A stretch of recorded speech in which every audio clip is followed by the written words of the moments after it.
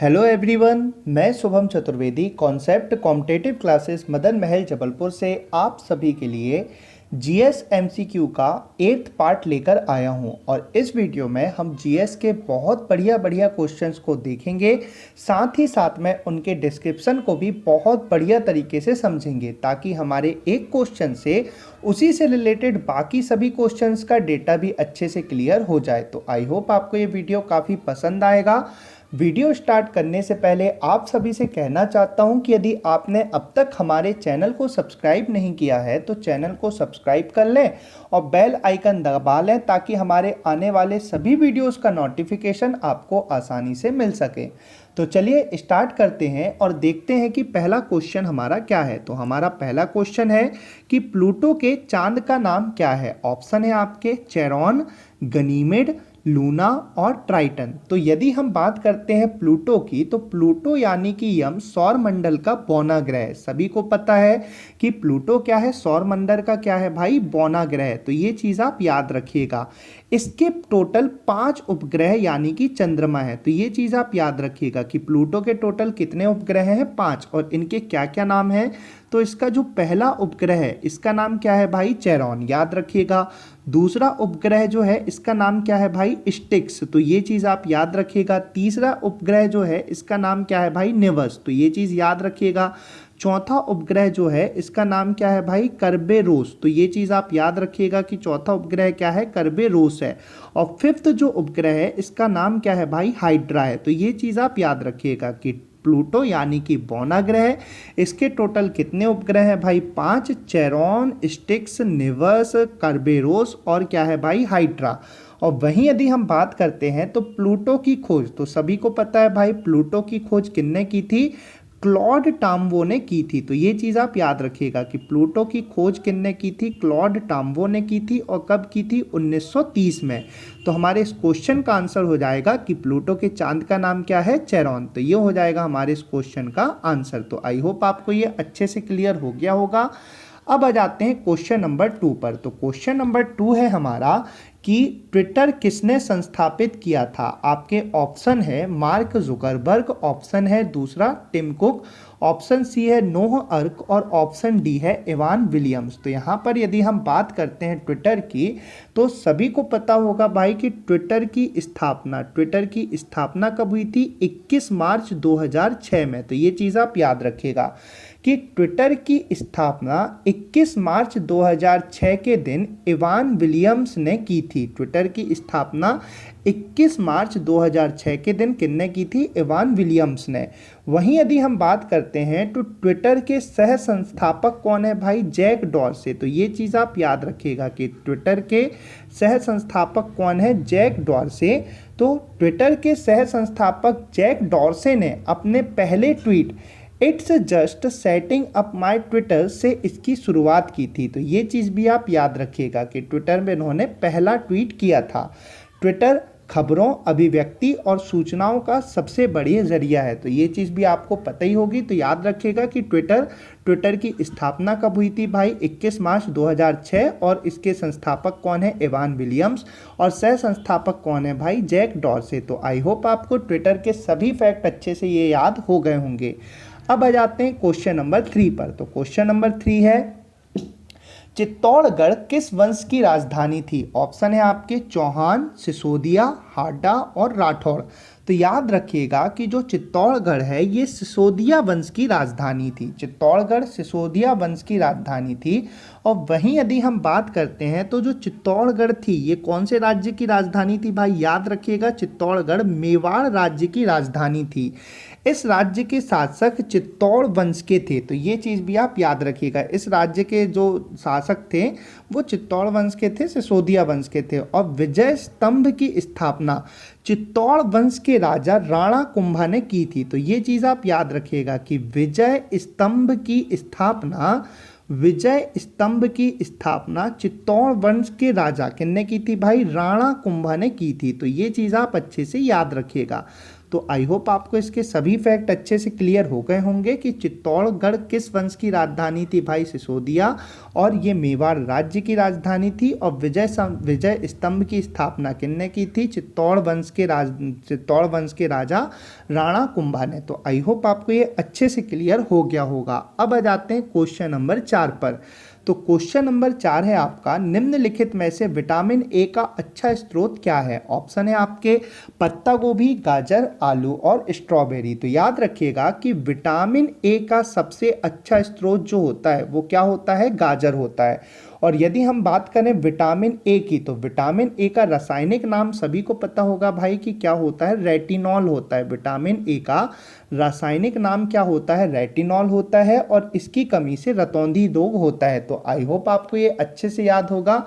Vitamin A रासायनिक नाम retinol, और किसमें सबसे ज़्यादा पाया जाता है, गाजर में। अब आ जाते हैं क्वेश्चन नंबर 5। तो क्वेश्चन नंबर 5 है आपका कि चिलियावाला युद्ध कब लड़ा गया था। ऑप्शन है आपके 1865 ईस्वी में, 1892 ईस्वी में, 1849 ईस्वी में और 1856 ईस्वी में। तो याद रखिएगा कि चिलियावाला युद्ध 1849 ईस्वी में लड़ा गया था। चिलियावाला युद्ध 1849 ईस्वी में लड़ा गया था। और किन किन के बीच में लड़ा गया था, तो ये चीज़ आप याद रखिएगा कि चिलियावाला युद्ध 1849 ईस्वी में अंग्रेज सेना और खालसा सेना के बीच में लड़ा गया था। चिलियावाला युद्ध 1849 ईस्वी में अंग्रेज सेना और खालसा सेना के बीच में लड़ा गया था। और वहीं यदि हम बात करते हैं चिलियावाला की, तो यह एक गांव है जो अब कहां पर स्थित है भाई, पाकिस्तान में स्थित है। तो आई होप आपको इसके सभी फैक्ट अच्छे से याद हो गए होंगे कि चिलियावाला युद्ध कब लड़ा गया था, 1849 ईस्वी में अंग्रेज सेना और खालसा सेना के बीच में। और अब चिलियावाला कहाँ पे है, पाकिस्तान में स्थित है। चलिए क्वेश्चन नंबर 6 को देखते हैं। तो क्वेश्चन नंबर 6 है आपका, निम्नलिखित में से किस प्रधानमंत्री को भारत रत्न पुरस्कार दिया गया है। ऑप्शन है आपके वीपी सिंह, मोरारजी देसाई, चरण सिंह और मनमोहन सिंह। तो याद रखिएगा यदि हम बात करते हैं भारत रत्न पुरस्कार की, तो अब तक टोटल 7 प्रधानमंत्री और पूर्व प्रधानमंत्रियों को भारत रत्न प्रदान किया गया है। अब तक टोटल 7 प्रधानमंत्रियों को भारत रत्न प्रदान किया गया है। और उनके नाम क्या क्या हैं, तो पहले प्रधानमंत्री थे पंडित जवाहरलाल नेहरू, दूसरे प्रधानमंत्री थे लाल बहादुर शास्त्री, तीसरी थी इंदिरा गांधी, चौथे थे राजीव गांधी, पांचवें थे मोरारजी देसाई और छठवें हैं गुलजारी लाल नंदा और 7वें हैं आपके अटल बिहारी वाजपेयी। तो ये 7 प्रधानमंत्री हैं जिनको भारत रत्न मिला है। अब ऑप्शन में देखें तो ऑप्शन में आपको मोरारजी देसाई दिख रहे हैं। तो हमारे इस क्वेश्चन का आंसर हो जाएगा मोरारजी देसाई। तो आई होप आपको ये बहुत बढ़िया तरीके से क्लियर हो गया होगा। अब आ जाते हैं क्वेश्चन नंबर 7 पे। तो क्वेश्चन नंबर 7 को हम देखें तो क्वेश्चन नंबर 7 है हमारा कि हमारे शरीर में नमक की मात्रा कितने प्रतिशत होती है। ऑप्शन है हमारे 1%, 2%, 0.15% और 0.6%। तो याद रखिएगा कि हमारे शरीर में नमक की मात्रा कितनी होती है, 0.15% होती है। हमारे शरीर में नमक की मात्रा कितने परसेंट होती है भाई, 0.15% होती है। और यदि हम बात करें कि हमारे शरीर में और बाकी एलिमेंट की बात करें, तो हमारे शरीर में सबसे ज़्यादा जो एलिमेंट होता है ये कौन सा होता है, ऑक्सीजन। और इसका जो परसेंटेज होता है ये कितना होता है, 65%। वहीं यदि हम बात करते हैं कार्बन, तो कार्बन का परसेंटेज कितना होता है, 18%। हाइड्रोजन का जो परसेंटेज होता है हमारे शरीर में वो कितना होता है, 10%। वहीं यदि हम बात करते हैं नाइट्रोजन की, तो नाइट्रोजन का जो परसेंटेज होता है हमारे शरीर में वो कितना होता है भाई, 3% होता है। तो ये चीज़ आप याद रखिएगा। वहीं यदि हम बात करते हैं कैल्शियम, तो हमारे शरीर में कैल्शियम का जो परसेंट होता है वो कितना होता है, 1.5%। और पोटेशियम का जो परसेंट होता है हमारे शरीर में वो कितना होता है, 0.35%। और सल्फर का जो परसेंटेज होता है ये कितना होता है, 0.25%। और सोडियम का जो परसेंट होता है हमारे शरीर में कितना होता है, 0.15%। तो सोडियम यानी कि नमक, तो नमक का परसेंटेज कितना हो जाएगा 0.15%। तो आई होप आपको ये अच्छे से याद रखने पड़ेंगे क्योंकि ये बहुत इंपॉर्टेंट है। शरीर में ऑक्सीजन की मात्रा सबसे ज़्यादा 65%, सेकेंड पे रहता है कार्बन, कार्बन का 18%, थर्ड पे रहता है आपका हाइड्रोजन 10%, नाइट्रोजन 3%, उसके बाद बाकी एलिमेंट बहुत कम कम रहते हैं, इसलिए ये चीज़ भी बहुत इंपॉर्टेंट रहती है। कैल्शियम 1.5%, पोटेशियम आपका कितना हो जाएगा आपका 0.35% और सल्फर हो जाएगा 0.25% और नाइट्रोजन कितना, सोडियम कितना हो जाएगा आपका, सोडियम हो जाएगा आपका 0.15%। तो आई होप आपको ये अच्छे से क्लियर हो गए होंगे। अब आ जाते हैं नेक्स्ट क्वेश्चन पे। तो क्वेश्चन नंबर 8 है आपका कि डॉक्ट्रिन ऑफ लैप्स नीति किसने बनाई थी। ऑप्शन है आपके Lord Curzon, Lord Mountbatten, Lord Dalhousie और रॉबर्ट क्लाइव। तो यदि हम बात करते हैं, लॉर्ड डलहौजी ने व्यवगत सिद्धांत यानी कि डॉक्ट्रिन ऑफ लैप्स राज्य हड़प नीति अपनाई थी। तो ये चीज़ आप याद रखिएगा कि लॉर्ड डलहौजी ने व्यवगत सिद्धांत यानी कि डॉक्ट्रिन ऑफ लैप्स नीति यानी कि राज्य हड़प नीति अपनाई थी और सर्वप्रथम इस नीति के तहत सतारा को 1848 में अंग्रेजी साम्राज्य में विलय कर लिया गया था। तो ये चीज़ आप याद रखिएगा कि लॉर्ड डलहौजी ने राज्य हड़प नीति यानी कि डॉक्ट्रिन ऑफ लैप्स नीति अपनाई थी और सबसे पहले किस राज्य को इस नीति के अंतर्गत मिलाया गया था भाई, सतारा। और कब मनाया गया था, 1848 में। तो आई होप आपको ये अच्छे से फैक्ट याद हो गया होगा। अब आ जाते हैं क्वेश्चन नंबर 9 पर। तो क्वेश्चन नंबर 9 है आपका कि ABO खून प्रणाली का आविष्कार किसने किया था। ऑप्शन है कार्ल कोलर, ऑप्शन बी है मॉरिस हिलेमैन, ऑप्शन सी है कार्ल लैंडस्टेनर और ऑप्शन डी है एडवर्ड जेनर। तो याद रखिएगा कि रक्त समूह की खोज, ABO क्या है, ब्लड ग्रुप है। रक्त समूह की खोज सन 1900 ईस्वी में कार्ल लैंडस्टीनर ने की थी। रक्त समूह की खोज सन 1900 ईस्वी में कार्ल लैंडस्टीनर ने की थी और मनुष्यों के रक्त में की भिन्नता का मुख्य कारण लाल रक्त कणिकाओं यानी कि RBC में पाई जाने वाली ग्लाइकोप्रोटीन है। तो ये चीज़ आप याद रखिएगा कि मनुष्यों के रक्त में भिन्नता का कारण क्या है भाई, RBC यानी कि लाल रक्त कणिकाओं में पाई जाने वाली ग्लाइकोप्रोटीन है। इसकी वजह से मनुष्यों के रक्त में क्या होती है, भिन्नता, जिसे एंटीजन भी कहा जाता है। इसे की क्या कहा जाता है, ग्लाइकोप्रोटीन को एंटीजन भी कहा जाता है। तो ये चीज़ आप याद रखिएगा कि 1900 ईस्वी में रक्त आपका ब्लड ग्रुप की खोज किसने की थी, कार्ल लैंडस्टीनर ने की थी। और यदि हम बात करें तो रक्त समूह में भिन्नता RBC में पाए जाने वाले ग्लाइकोप्रोटीन के कारण होती है, जिसे क्या कहा जाता है, एंटीजन भी कहा जाता है। तो आई होप आपको ये बहुत बढ़िया तरीके से समझ में आ गया होगा। अब आ जाते हैं 10th न्यूज़। तो 10th न्यूज़ है आपकी कि आम आदमी पार्टी का गठन किस वर्ष में किया गया था। ऑप्शन है आपके 2010, 2011, 2012 और 2013। तो यदि हम बात करते हैं आम आदमी पार्टी की, इसका पूरा बताता हूं आपको। 2 अक्टूबर 2012 गांधी जयंती के दिन 2 अक्टूबर 2012 को अरविंद केजरीवाल और अन्ना हजारे के लोकपाल आंदोलन से जुड़े बहुत से सहयोगियों द्वारा आम आदमी पार्टी की गठन किया गया था। तो ये चीज़ आप याद रखिएगा कि 2 अक्टूबर 2012 में अरविंद केजरीवाल और आम आदमी पार्टी के और आपके अन्ना हजारे के लोकपाल आंदोलन से जुड़े हुए बहुत से सहयोगियों द्वारा इस आम आदमी पार्टी की शुरुआत की गई थी और इसका चुनाव चिन्ह क्या है भाई, झाड़ू। तो आई होप आपको ये अच्छे से याद हो गया होगा। चलिए क्वेश्चन नंबर 11 को देखते हैं। तो क्वेश्चन नंबर 11 है आपका ट्यूबरक्लोसिस के विरुद्ध मुख्यतः कौन सी वैक्सीन का प्रयोग किया जाता है। ऑप्शन है आपके BCG, ऑप्शन बी है DPT, ऑप्शन सी है HIV और ऑप्शन डी है वेरिसेल्ला। तो सबसे पहले हम बात करते हैं ट्यूबरक्लोसिस की। तो ट्यूबरक्लोसिस एक जीवाणु जनित रोग है। ये चीज़ आप याद रखिएगा कि ट्यूबरक्लोसिस एक जीवाणु जनित रोग है। कई बार एग्जाम में क्वेश्चन पूछ लिया जाता है कि TB किसके द्वारा होता है, तो याद रखिएगा किसके द्वारा होता है, जीवाणु। ट्यूबरक्लोसिस एक जीवाणु जनित रोग है जो ट्यूबरक्ले बेसिल्स नामक जीवाणु से होता है। तो याद रखिएगा कि TB किस जीवाणु से होती है, ट्यूबर क्ले वेसिल्स, ये चीज़ आप याद रखिएगा कि ट्यूबर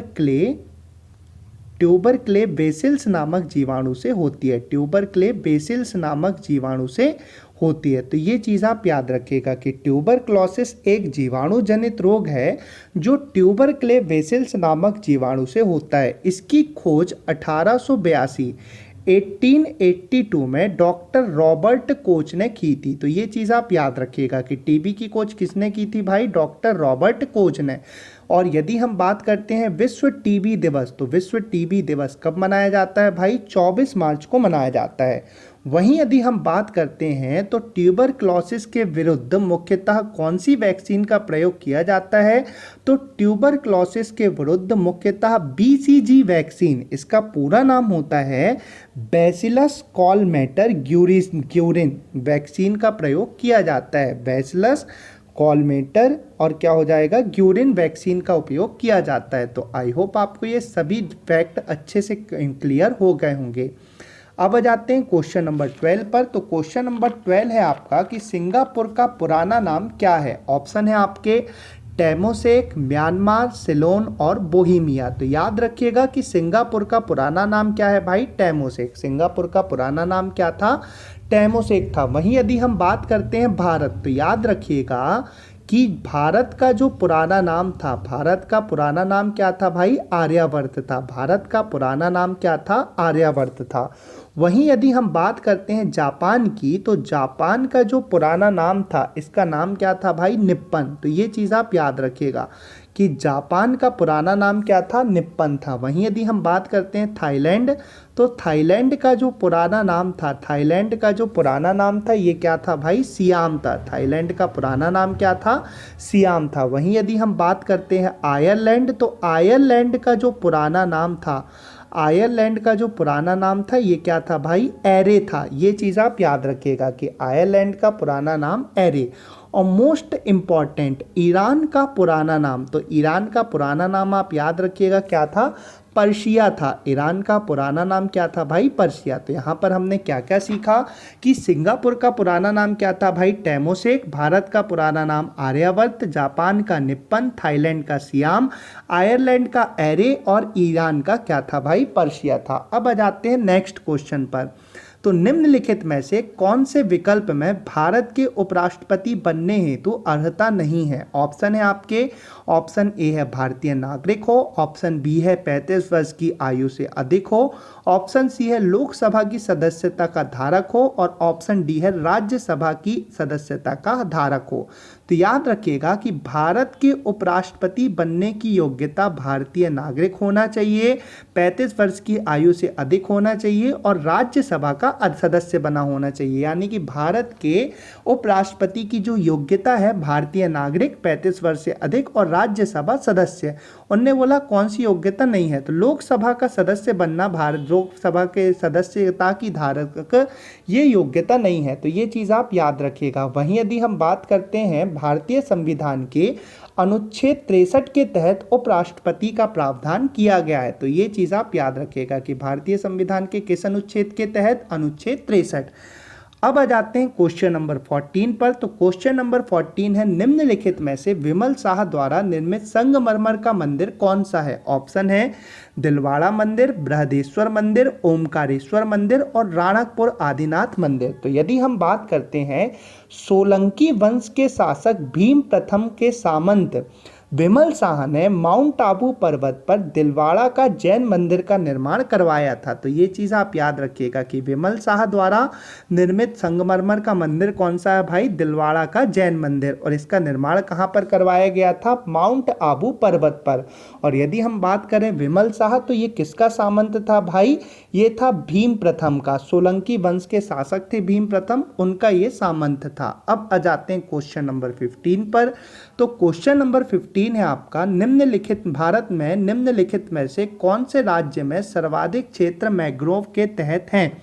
ऑप्शन है आपके गुजरात, आंध्र प्रदेश, महाराष्ट्र और पश्चिम बंगाल। तो सबसे पहले हम बात करते हैं मैंग्रोव। मैंग्रोव क्या होते हैं? मैंग्रोव सामान्यतः जो खारे पानी के तट में तटीय क्षेत्रों में पाया जाता है। मैंग्रोव खारे पानी में तटीय क्षेत्रों में पाया जाता है। भारत में मैंग्रोव पश्चिम बंगाल के समुद्री तट पर सर्वाधिक पाया जाता है। तो ये चीज़ आप अच्छे से याद रखिएगा। तो आई होप आपको ये क्वेश्चन बहुत बढ़िया तरीके से क्लियर हो गए होंगे और यहाँ तक आपको कोई भी प्रॉब्लम नहीं होगी। चलिए क्वेश्चन नंबर 16 को देखते हैं। तो इस पे पूछा गया है कि फ्री स्टाइल शब्द किस खेल से जुड़ा है। ऑप्शन है आपके टेनिस, खो खो, कबड्डी और तैराकी। तो याद रखिएगा कि फ्री स्टाइल शब्द तैराकी खेल से जुड़ा होता है। और यदि हम बात करें तैराकी से और वर्ड भी जुड़े होते हैं, ये कौन कौन से वर्ड्स होते हैं आपके? एक होता है बटरफ्लाई। तो याद रखिएगा कि बटरफ्लाई शब्द काहे से जुड़ा हुआ है भाई? तैराकी से। फ्री स्टाइल मैंने आपको बता दिया। और एक और होता है ब्रेस्ट स्ट्रोक। तो ये चीज़ आप याद रखिएगा, कौन सा होता है भाई? Breast stroke. तो ये भी किससे जुड़ा हुआ शब्द है भाई? तैराकी से। तो तैराकी से 3 शब्द जुड़े हैं, एक है आपका फ्री स्टाइल, बटरफ्लाई और ब्रेस्ट स्ट्रोक। तो आई होप आपको ये अच्छे से क्लियर हो गया होगा। अब आ जाते हैं क्वेश्चन नंबर 17 पर। तो ब्रिक्स डेवलपमेंट बैंक का नया नाम क्या हो गया है? ऑप्शन है आपके एशियाई डेवलपमेंट बैंक, ऑप्शन बी है वर्ल्ड बैंक, ऑप्शन सी है न्यू डेवलपमेंट बैंक और ऑप्शन डी है न्यू ब्रिक्स बैंक्स। तो यदि हम बात करते हैं ब्रिक्स डेवलपमेंट बैंक का, तो ब्रिक्स डेवलपमेंट बैंक का नया नाम क्या हो गया भाई? New development bank. तो ये चीज़ आप याद रखिएगा। और यदि हम बात करते हैं तो ब्रिक्स एक सहयोग संगठन है जिसपे 5 देश हैं। कौन कौन से भाई? ब्राज़ील, रसिया, इंडिया, चाइना और साउथ अफ्रीका। अब आ जाते हैं क्वेश्चन नंबर 18 पर। तो क्वेश्चन नंबर 18 है आपका कि एक चम्मच जो टेढ़ा दिखता है किसका उदाहरण है? ऑप्शन है आपके प्रतिबिंबन यानी कि रिफ्लेक्शन, ऑप्शन बी है अपवर्तन यानी कि रिफ्रैक्शन, ऑप्शन सी है धारण यानी कि रिटेंशन और ऑप्शन डी है केंद्र बिंदु। तो याद रखिएगा एक चम्मच जो टेढ़ा दिखता है ये किसका उदाहरण होता है भाई? अपवर्तन यानी कि रिफ्रैक्शन का उदाहरण होता है।